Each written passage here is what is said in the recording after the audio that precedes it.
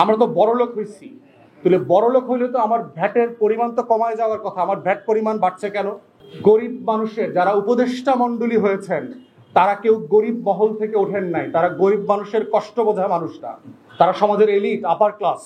জিনিসপত্রের দাম বাড়ছে, আপনার আয় কম বাড়ছে না, আপনি তখন কি করেন?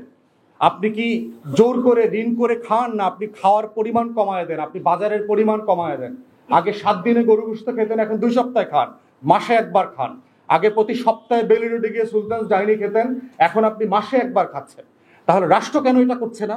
তাহলে হাসিনা আমলে আমরা যারা সমালোচনা করেছি 53,000 কোটি টাকা আপনি ছাপিয়ে দিয়েছেন যার কোনো মার্কেট ভ্যালু নাই, তাহলে সেখানে আপনি 22,000 কোটি টাকা ছাপিয়ে 10টা ক্রিমিনাল ব্যাংককে কেন আপনি করেছেন, বেইল আউট করেছেন?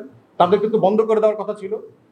আমার অর্থনীতির সাইজ নাকি $450 বিলিয়ন, তাহলে আমার ট্যাক্সের হার বাড়ছে না কেন? আওয়ামী লীগ সরকার যখন আসছে তখন আমার অর্থনীতির সাইজ ছিল $200-250 বিলিয়ন, তখন আপনার ট্যাক্স এবং জিডিপির রেশিও ছিল হচ্ছে 13%। আওয়ামী লীগ আমাদেরকে বলে গেল যে আমাদের এখন জিডিপির সাইজ 450 বিলিয়ন, প্রায় ডাবল নাকি হয়ে গেছে। তাহলে আমার ট্যাক্স জিডিপির রেট 13 থেকে এখন 8% চলে আসছে কেন? আমরা তো বড়লোক হইছি, তাহলে বড়লোক হইলে তো আমার ভ্যাটের পরিমাণ তো কমায় যাওয়ার কথা। আমার ভ্যাট পরিমাণ বাড়ছে কেন? বলা হচ্ছে আমার মাথা পিছু আয় নাকি $3,000। তাহলে আমার যখন $900 ছিল, যখন $700 ছিল, তখন আমাকে এত টাকা ভ্যাট দিতে হয় নাই, তাহলে আমি বড়লোক হওয়ার পরে কেন এত পরিমাণ ভ্যাট দিচ্ছি? এটাইতেই হচ্ছে আপনার অর্থনীতির শুভঙ্করের ফাঁকি জড়িয়ে আছে। তাহলে গণ অভ্যুত্থান পরবর্তী যে বাস্তবতা, এই অন্তর্বর্তীকালীন সরকার দায়িত্ব নিয়েছে, যারা 1700 শহীদের লাশের উপরের দায়িত্ব নিয়েছে, তারা কেন একটা বেইনসাফি সিদ্ধান্ত নিয়েছে? 2টা কারণে নিয়েছে। একটা হচ্ছে যে তারা গরিব মানুষের যারা উপদেষ্টা মণ্ডলী হয়েছেন তারা কেউ গরিব মহল থেকে ওঠেন নাই, তারা গরিব মানুষের কষ্ট বোঝা মানুষটা, তারা সমাজের এলিট আপার ক্লাস। তারা বোধ করেন না এখানে আলুর কেজি 5 টাকাটা 50 টাকায় হইলে, পেঁয়াজের কেজি 40 থেকে 200 টাকা হইলে, চিনির কেজি 70 থেকে 200 টাকা হইলে কার কি যায় আসে? এটা ওনাদের কিছু যায় আসে না, কারণ ওরা বাজার করেন না। ওনাদের আয়াবুয়া আছে, ওনাদের দারোয়ান আছে, ওনাদের গাড়ির ড্রাইভাররা বাজার করে দেন। প্রথম কারণ হচ্ছে যে ওনারা বোঝেন না যে ওনাদের সিদ্ধান্তগুলো দেশের কোটি কোটি মানুষ, দেশের 70-80% গরিব মানুষকে কিভাবে এফেক্ট করবে।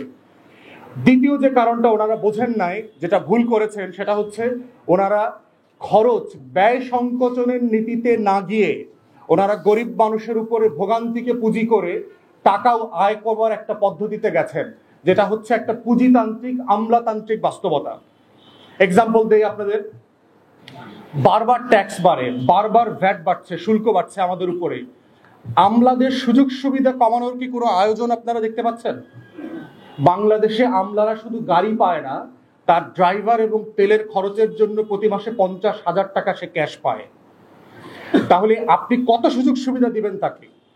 তাকে আপনি প্লট দিচ্ছেন, বাংলাদেশের সিভিল মিলিটারি ব্যুরোক্রেসিকে আপনি প্লট দিচ্ছেন, ফ্ল্যাট দিচ্ছেন, রাজুকের সুযোগ সুবিধা দিচ্ছেন, গাড়ি দিচ্ছেন, বিদেশে যাওয়ার সুযোগ সুবিধা দিচ্ছেন, রাষ্ট্রের ব্যয় কেন সংকোচন করছেন না? তাহলে আপনি বাজেটে যে আপনার ঘাটতি, আপনি তো ব্যয় সংকোচন করবেন, আপনি খরচ কমাবেন। আপনার উপার্জন যদি কমে যায়, আপনি বাজারে চিন্তা করেন, আপনি ব্যক্তির কথা চিন্তা করেন, জিনিসপত্রের দাম বাড়ছে, আপনার আয় কম বাড়ছে না, আপনি তখন কি করেন?